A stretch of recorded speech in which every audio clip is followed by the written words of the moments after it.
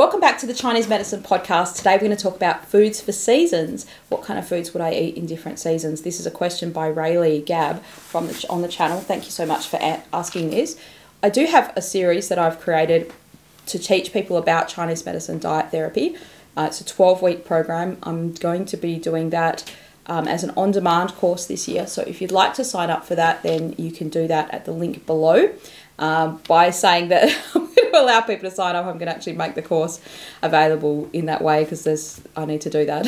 So I'm telling myself to get that organised. So if you sign up for it, I will organise you to get it, and that will make me do it. So it's a really great course for you to kind of learn about this stuff in detail. And I do have a whole 3-hour lecture on foods for the seasons. But in this video, I'm going to give you stuff for free. That is going to give you an overview, and it's definitely things you can use. But to really understand how to implement all of this Chinese diet therapy, that's what my course is about. So there's a 12-week program, but there are also ways of taking parts of the course in different individual sections. So let's talk about the seasons and how Chinese medicine views the seasons and why some seasons we can eat more raw foods in, and some seasons we shouldn't really eat much raw at all. Now, if you haven't seen my video, it's a pretty old video now, but it's still a good one. It's a good one and an old one called Why Eat Mostly Cooked Foods. That's kind of the fundamental aspect of understanding the yin and yang of your digestive system. And this idea that cooked foods kind of supports your body. Now, the season you need to really adhere to that is winter.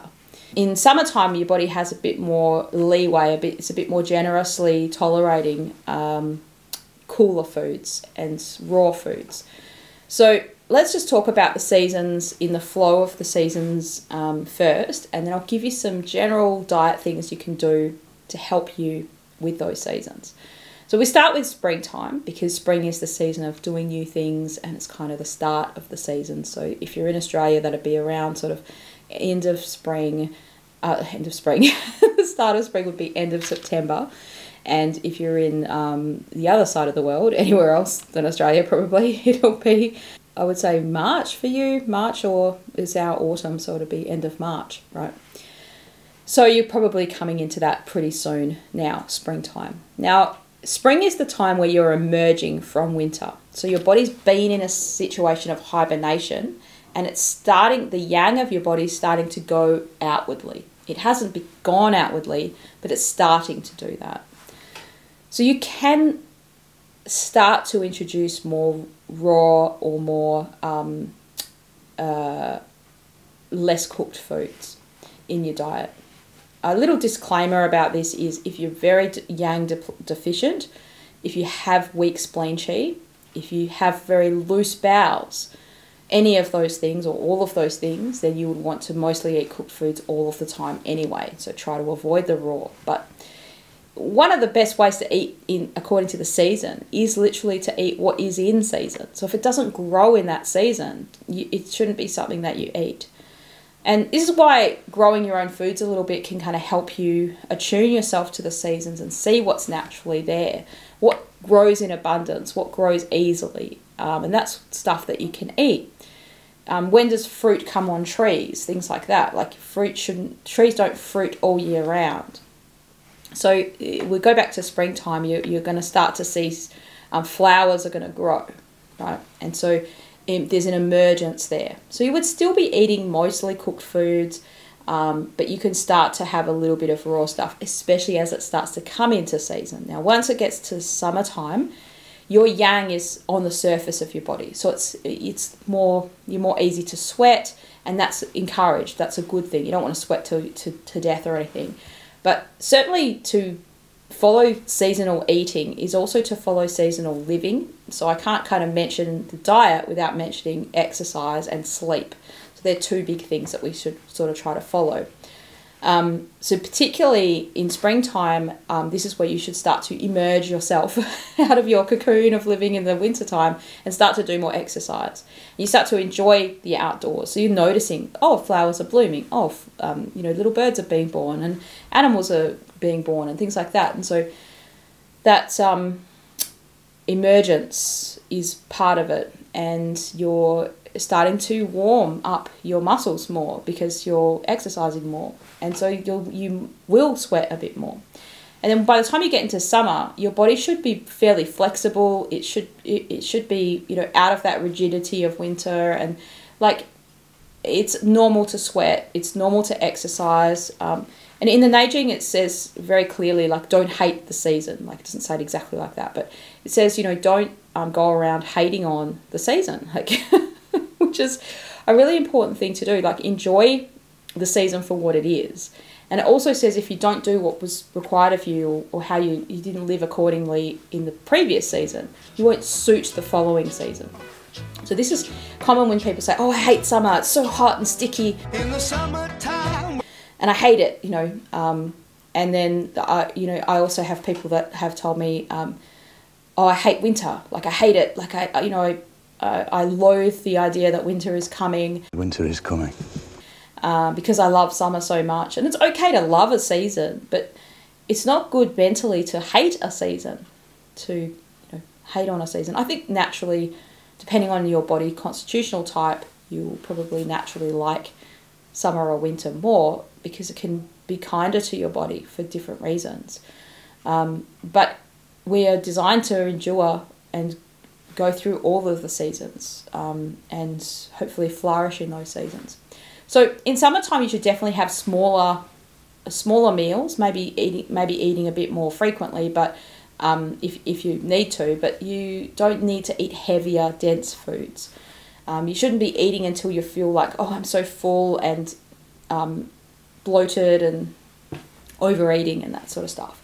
Whereas in wintertime, we sometimes eat more of those comforter sort of foods, or heavier, denser foods that can help to make, because you are sleeping more. So in summer you need the least amount of sleep, and in winter you need the most amount of sleep. So that's also something to kind of vary out. Summer you need the most amount of exercise. You should be exercising regularly every day, moving around, doing things, and try to be active. Whereas in winter you want to limit that amount of sweat because you don't want to let that yang qi kind of like escape out of your body.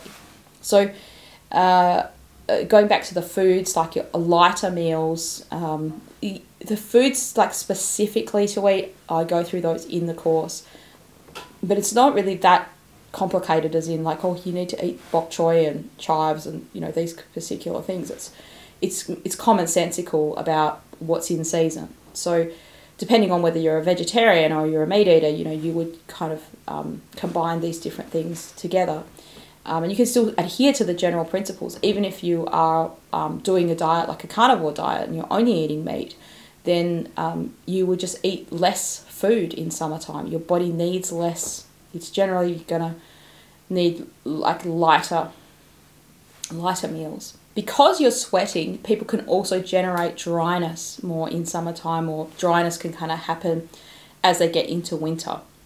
So autumn or fall is considered a season of dryness, and that's also because the weather is changing, but also because people have probably come out of a time of sweating, so that in itself depletes you a little bit, and you would be then starting to exercise less as the weather's getting cooler. Not nothing, but less intense certainly, and less outside exercise. And so some of the foods that can help in that season are things that moisten. So pears are really good, and stewed apples, or cooked, like obviously cooked pears, we would suggest them to be cooked.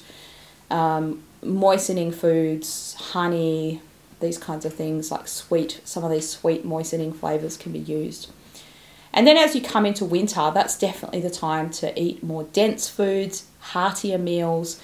Your body needs more sleep and rejuvenation, relaxation, and you wouldn't want to be forcing yourself to be super active like late at night, let's say. Whereas in summertime, it can be very hot and you want to go out for a walk of the evening. It might be 8 o'clock at night, still light outside, you go for a walk. Whereas in winter, by 8 o'clock at night, it's dark and it's cold, and you're not going to be opening the pores and going for a walk outside and inviting that cold to kind of come and invade you. So after dinner, you're probably going to just go to sleep earlier, and you can have those heavier meals that kind of help you do that, especially in the evening.